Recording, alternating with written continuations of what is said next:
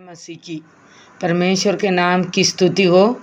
इस pandemic situation में प्रभु के वचन सिखाने के लिए और हम घर घर में बैठ के प्रभु के वचन सीखने के लिए प्रभु ने हमको अवसर दे रही हूँ, इसलिए मैं परमेश्वर को धन्यवाद देती हूँ।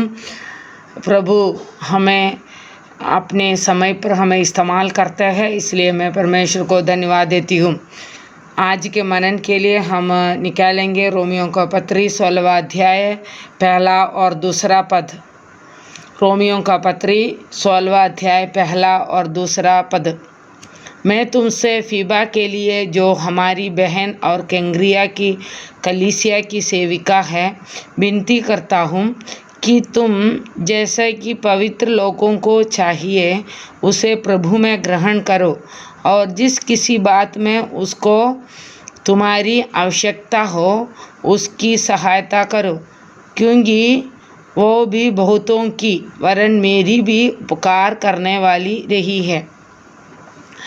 यहाँ पर प्रेरित पौलुस ने फीबा के विषय में बता रही हूँ। तो फीबा के विषय में हम वचन में देखने से बहुत सारे आयत को नहीं, बहुत सारे पद को नहीं दिखते हैं। एकदम शॉर्ट तरीका से प्रभु का दास प्रेरित पौलुस ने फीबा जो बहन के विषय में लिखा है। तो हम देख सकते हैं फीबा के विषय में। आज हम फीबा के बारे में हम सीखेंगे। सबसे पहले हम देखेंगे फीबा जो शब्द का अर्थ। फीबा जो शब्द का अर्थ चमकना, टू शाइन, या तो रोशनी को दिखाना। जब हम इधर हम देखते हैं फीबा जो शब्द का अर्थ है चमकना। फीबा उनके जीवन में परमेश्वर का जब से ग्रहण किया और तब से यीशु मसीह का रोशनी उनके जीवन में आए। तो यीशु मसीह का रोशनी को वो अपने ज़िंदगी में पर्सनल लाइफ में वो दिखाई करके हम लोग पा सकते हैं। तो फीबा अपने व्यक्तिगत रूप में क्या है, परमेश्वर का रोशनी को दिखाया। रोशनी कौन है? रोशनी या ज्योति कौन है? प्रभु यीशु मसीह खुद ही बताया है, मैं जगत की ज्योति हूँ। उसके बाद प्रभु ने बताया कि तुम जगत की ज्योति हो। तो वो ज्योति का स्वभाव को प्रकट करना हम देखेंगे। इफिसियों का पत्री 5वां अध्याय 9 से लेकर 13 तक की पद में हम लोग इस ज्योति के विषय में क्या हमारे जीवन से निकलना है, प्रकट होना है करके हम देख सकते हैं। 5वां अध्याय 9 से लेकर। क्योंकि ज्योति का फल सब प्रकार की भलाई और धार्मिकता और सत्य है। इधर हम देख सकते हैं 7वां पद से हम देख सकते हैं, इसलिए तुम उनके सहभागी ना हो। किनके? जो क्या है, परमेश्वर को नहीं व्यर्थ बात में धोखा देने वाले लोगों का कामों के कारण परमेश्वर क्रोध का आज्ञा उनके ऊपर परमेश्वर का क्रोध भड़कते हैं। तो उनके सहभागी हम नहीं होना है। फिर क्या है? क्योंकि तुम तो पहले अंधकार थे परंतु अब प्रभु में ज्योति हो। देखो, प्रभु में पहले हमारा जीवन, नहीं तो फीबा का जीवन क्या है, अंधकार में थे। लेकिन जब यीशु मसीह को ग्रहण किया है तब क्या प्रेरित पौलुस ने क्या बोल रहे, तुम तो ज्योति हो। जब यीशु मसीह को ग्रहण किया है तब से हमारे अंतर वो रोशनी या ज्योति आ गई है। तो हम क्या प्रकट करना है? इधर फीबा क्या किया है उनके जीवन के द्वारा? फीबा उनके जीवन के द्वारा ज्योति का फल प्रकट किया है। ज्योति का फल क्या है? ज्योति का फल है सब प्रकार की भलाई। उनके जीवन से सब प्रकार की भलाई दिखाई वो, और सब प्रकार की धार्मिकता। उनके जीवन धार्मिकता से भरा हुआ था। वो उनके जीवन से पूर्ण रूप से धार्मिकता निकली। और क्या है? सत्य, सब प्रकार की सत्य, कभी झूठ नहीं बोलना। तो ये ज्योति का फल फीबा के जीवन से हम देख सकते हैं।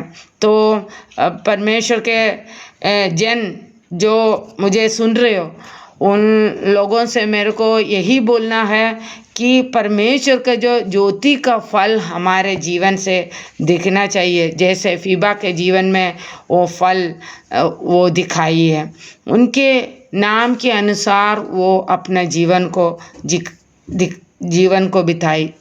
हम देख सकते हैं। दूसरी बात इधर हम पाते हैं कि पौलुस बोल रहे, ये जो फीबा है हमारी बहन, एक इंटीमेट रिलेशनशिप हम इधर हम देख सकते हैं, एक गहरा रिश्ता को हम देख सकते हैं। जब हम परमेश्वर के साथ गहरा रिश्ता रखते हैं, जब हम परमेश्वर के साथ अच्छा संगति रखते हैं, तब हम लोगों के, विश्वासियों के साथ या प्रभु के कलीसिया के साथ या प्रभु के दासों के साथ हम अच्छा रिलेशनशिप या रिश्ता रख सकते हैं, हो जाते हैं।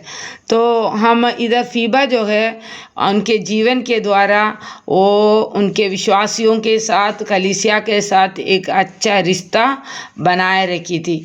तो प्रभु हमें भी फीबा जैसे एक अच्छा रिश्ता अपने कलीसिया के लोगों के साथ रखने के लिए प्रभु हमें सहायता करे।